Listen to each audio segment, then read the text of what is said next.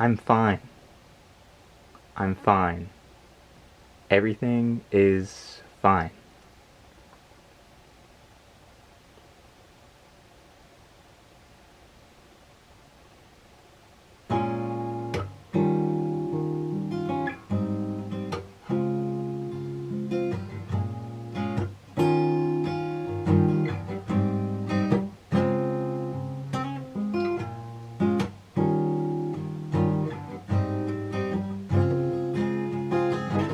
17.3 million.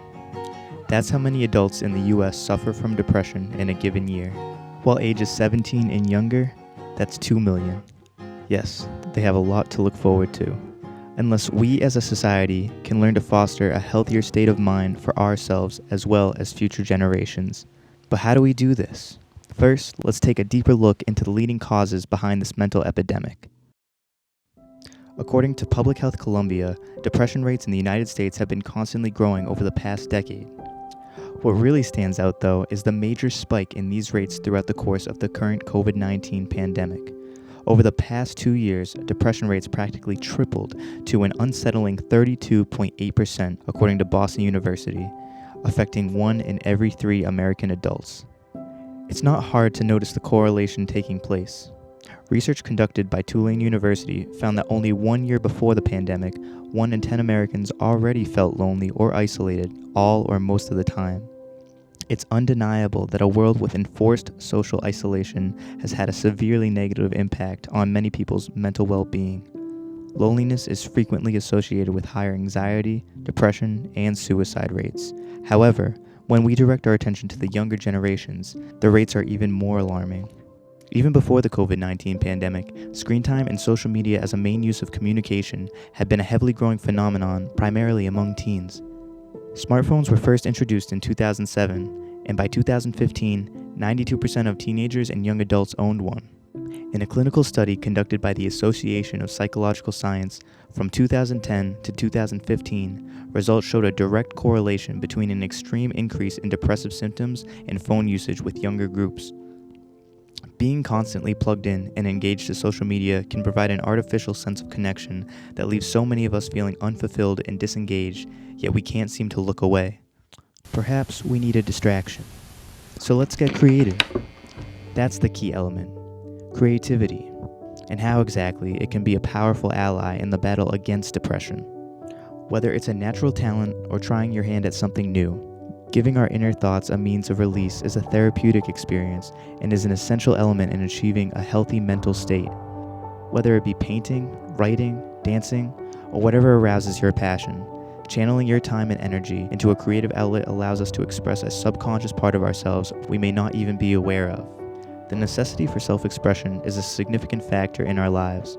If we aren't able to express ourselves, we may end up repressing important parts of who we are and cause ourselves considerable struggle and lasting mental and emotional pain. Our frustration can turn to rage, our isolation to depression, and our restlessness into panic.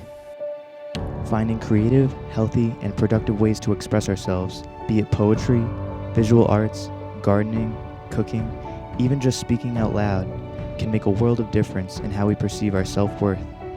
I myself have also struggled with depression over the past few years. Depression makes it difficult to appreciate the beauty in life and everything it has to offer. Trying to combat this condition is no small feat to undertake. But in this personal battle, there has been one saving grace that's had a profound impact for the better. And that, for me, is music.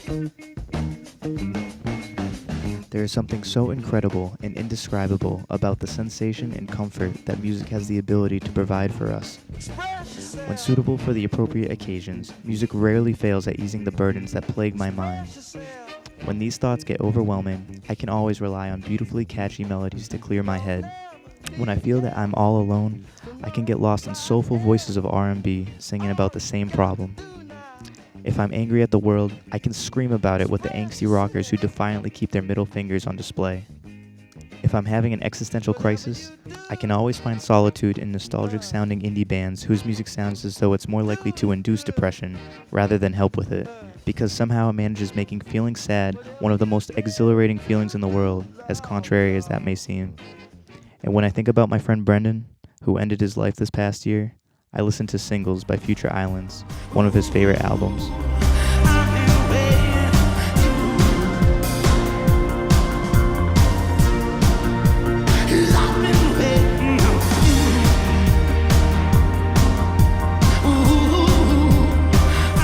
My relationship with music has been one of pride, jealousy, disappointment, but like above all things, it gives you a sense of like purpose. It's the type of thing that when you're already on top of the world, it makes you feel even better, and when you feel crappy, it makes you feel, I don't even know if it makes you feel better, but it pulls you through, and that's like what life is all about. It's these ups and downs, and you just have, growing up is finding out how to get yourself out of those shitty places and how to make yourself feel better when there's nothing really to feel better about necessarily. I don't know, do it for yourself, don't do it for other people. That's really the only person that you should be looking to impress is yourself.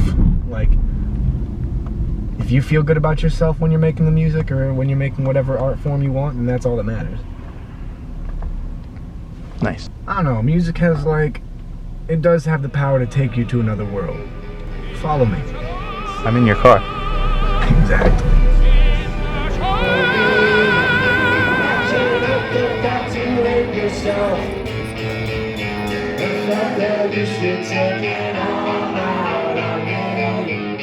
I don't hope you do it better.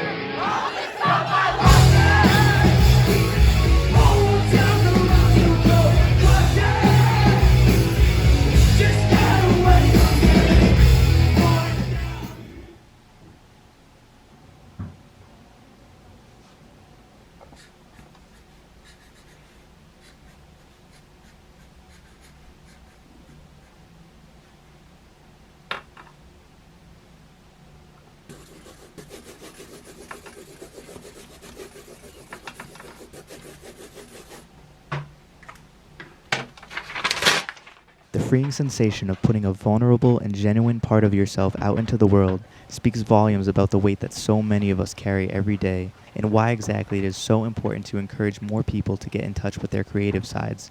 When we have the ability to transform our raw emotions into an art form that everyone can see or hear, we gain access to a voice that speaks louder than our own ever could. As humans, we constantly seek reassurance for how we are feeling in order to validate our thoughts and emotions as worthy of having.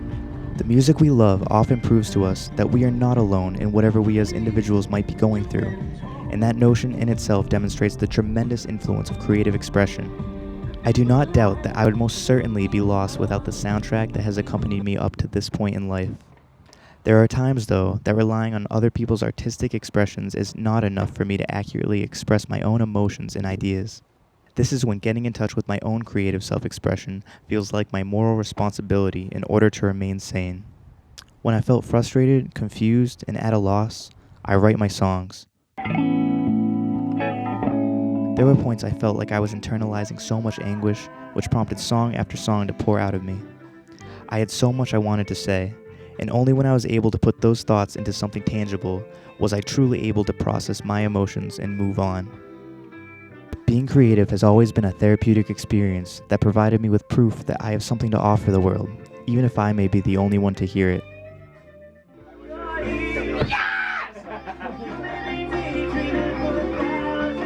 Love to mess around with all different types of music. It's an expressive outlet, and it's also just kind of a universal language. Can't always talk to people or communicate the way you want to, but a song can be used as a medium to transmit your emotions. Anyone that's looking to get involved in any sort of artistic field, whether it be music, art, anything, just do it.